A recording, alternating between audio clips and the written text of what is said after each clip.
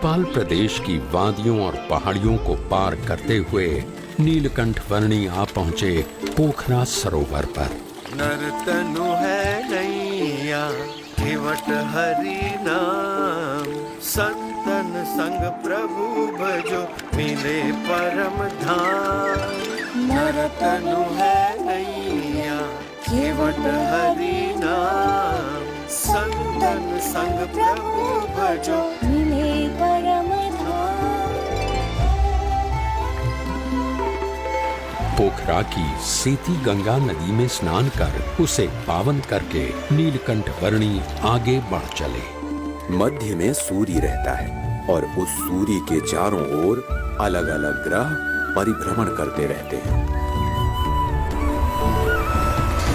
कई नगरों, पहाड़ों और वनों को पार करते हुए नीलकंठ वर्णी आ पहुंचे धार्मिक स्मारकों के लिए प्रख्यात नगर काठमांडू में।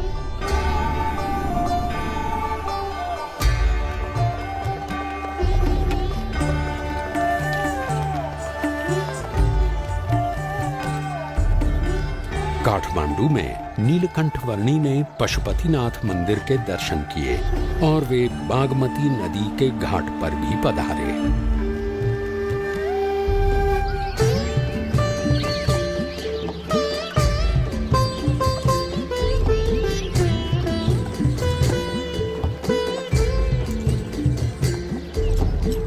वैभवी नगरी काठमांडू के कई स्थानों पर होते हुए कुछ साधु संतों के समुदाय के साथ नीलकंठ वर्णी वहां के राजा के महल में आ पहुंचे।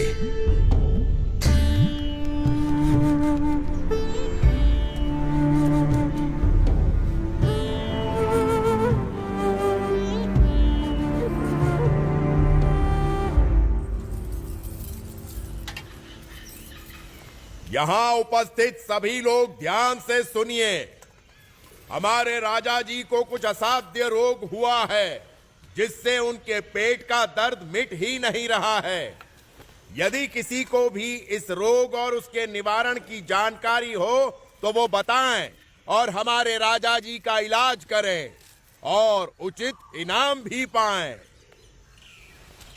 बटुक वर्णी जी, आपके पास भी इस रोग का कोई इलाज हो तो अवश्य बताना। मेरे पास तो जन्म मरण के रोग का इलाज है।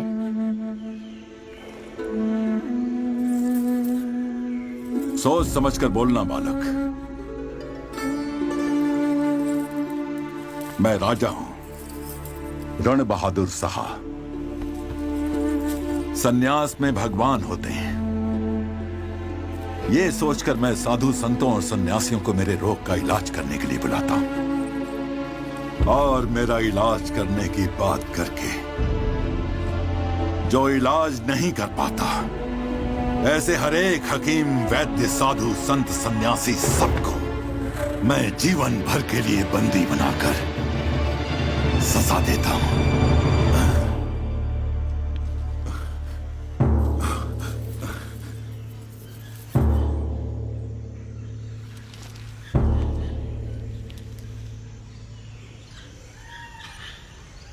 वही तो आप भूल कर बैठते हैं राजन। अपने कर्मों की सजा दूसरों को देकर इस जन्म में या पिछले जन्मों में आपने स्वयं जो बुरे कर्म किए हैं उनके फलस्वरूप आपको ये रोग मिला हुआ है। ऐसी बातें मेरे मुंह पे कर रहे हो, तुम्हें डर नहीं लगता? सत्य बात को सुचारू रूप से कहने में डर कैसा राजन? अभी भी आप निर्दोष लोगों को दंड देकर अधिक बुरे कर्मों का संचय ही कर रहे हैं, जिनके फल भी आपको भुगतने पड़ेंगे।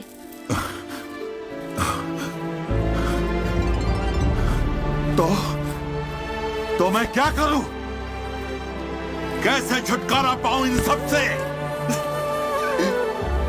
कैसे छुटकारा पाऊं इन सब?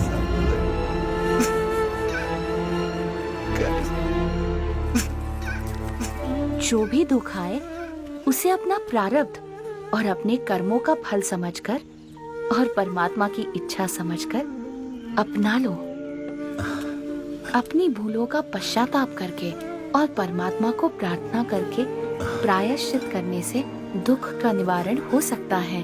परमात्मा को तो मैं नहीं जानता, पर मैं आपसे प्रार्थना करता हूँ कि आप मुझे इन दुखों से उबार लें। आप जो कहेंगे वो मैं करूंगा।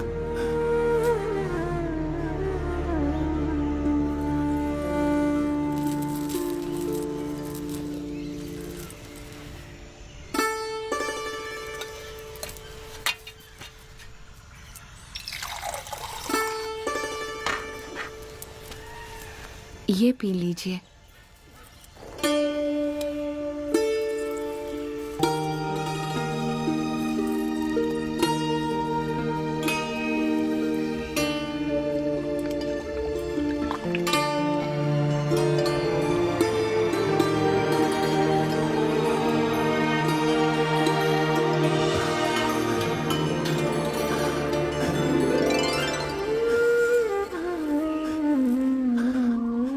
ऐसी राहत की अनुभूति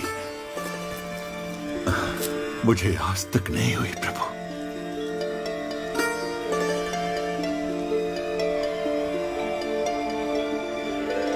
बताइए, मैं आपके लिए क्या कर सकता हूं? मुझे कुछ नहीं चाहिए, बस जिन निर्दोष लोगों को आपने बंदी बनाकर रखा हुआ है उन सबको छोड़ दीजिए। जैसा आप कहें प्रभु।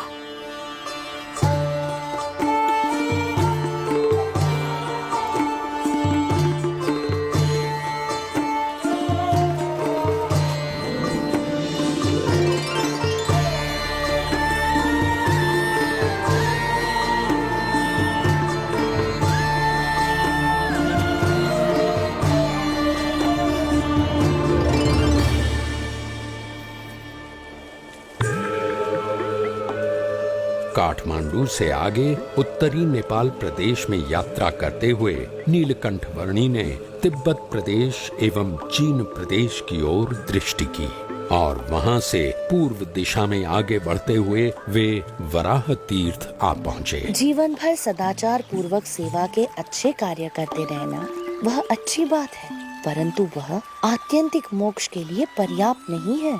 मोक्ष के लिए तो सच्चे ब्रह्म स्वरूप गुरु से सनातन मूल्यों का ज्ञान पाकर उसे अपनाना होगा। ओम गंगे च यमुने चैव गोदावरी सरस्वती नर्मदे सिंधु कावेरी जलेस्मिन् सन्निधिं कुरु।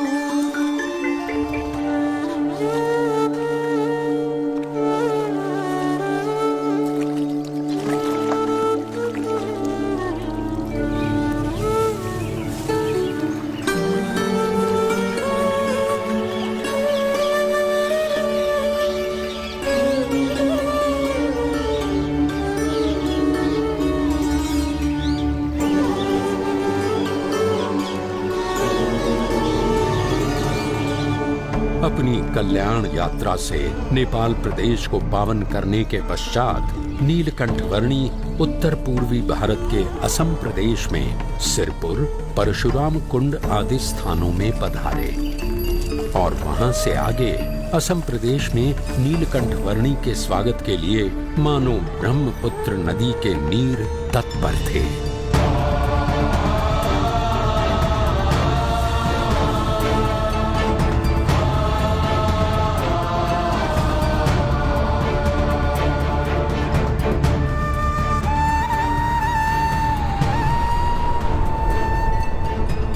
ब्रह्मपुत्र नदी को पार करके नीलकंठ वर्णी आ पहुंचे असम के कामाक्षी तीर्थ में। इस दुर्लभ मनुष्य जन्म का ध्येय है परम सत्य की प्राप्ति। व्यसन, वहम, मलिन मंत्र तंत्र आदि से किसी सत्य को प्राप्त कर लेने जैसा जो अनुभव होता है वो परम सत्य नहीं परंतु केवल भ्रम है। परम सत्य तो केवल एक ही है जो जन्म मरण के चक्कर से मुक्त करके आत्यंतिक मोक्ष प्राप्त करवाता है।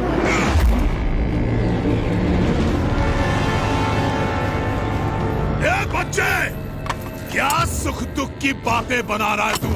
हाँ?